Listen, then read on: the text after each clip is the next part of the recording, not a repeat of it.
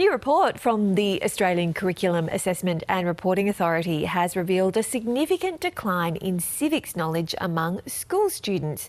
We're now joined by CEO of ACARA, Stephen Gniel, in studio. Good to see you, Stephen. Great to be here. Thanks. Tell us all about this report. What's it telling us about what students are absorbing in school about Australian democracy? Look, there's a few things that are really drawn out in this report, and it's an important one. We do this every 3 years on a cycle with other areas that all of our governments have deemed as really important. Civics and citizenship, of course, is one of those. What we're seeing in this report and from the 10,000 odd students that we sampled in this assessment is that they're still really passionate about our democracy, our institutions, but their knowledge is declining. And we've seen that as a significant drop in both Year 10 and Year 6. Yeah. Why, I guess, is the question. I mean, when I read it this morning, I thought, yeah, that doesn't surprise me that much, but why is it happening? Yeah, look, it's consistent with what we're seeing in some other parts of the world as well. And so, that digging into the why is the next really stage of this. Of course, we've just had a joint standing committee look into this matter on, electoral matters, and they've made some recommendations about making sure that we are teaching this in schools. It's one thing to have it written into a curriculum. It's always been in the curriculum. It's, of course, a major area that we want to make sure kids are ready for. Right, so it's there in the curriculum, yeah, but not necessarily being picked up in particular subjects that kids are learning at that Year 10 sort of high school level? Yeah, so look, it's in the curriculum from Year 3 actually all the way through to Year 10.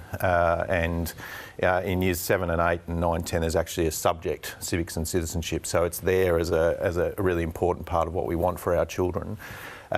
There's lots of pressure, as you know, on teachers and schools about what they're teaching. We of course, we want students to be literate and numerate. It's kind of that basic expectation. But we also know that that's not enough. These days you need to be able to be literate in things like social media, to be able to critically analyse what you're hearing, make sure that we're truly understanding what the motivation is behind something. So there's this pressure, I think, that's impacting on our schools and our teachers about where to put their energy.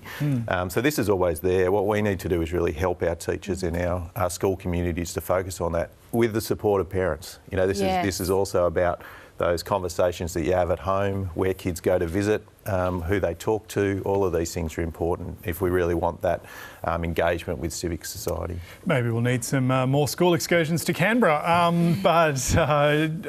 mean, when you talk about civics, are we talking about making laws? Are we talking about the role of the judiciary, the separation of powers? Are we talking about political history? What are the things specifically? Yeah, look, we're talking about all of that, right? And that's why it is a subject in and of itself, right? So this is something that was decided that we would have this as a subject in our curriculum.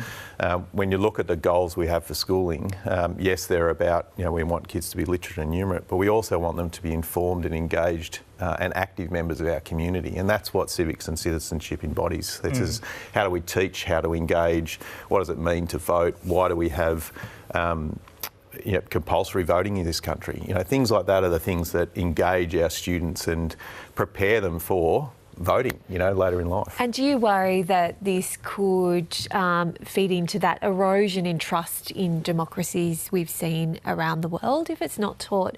If you don't get it at high school, do you sort of engage with it later in life?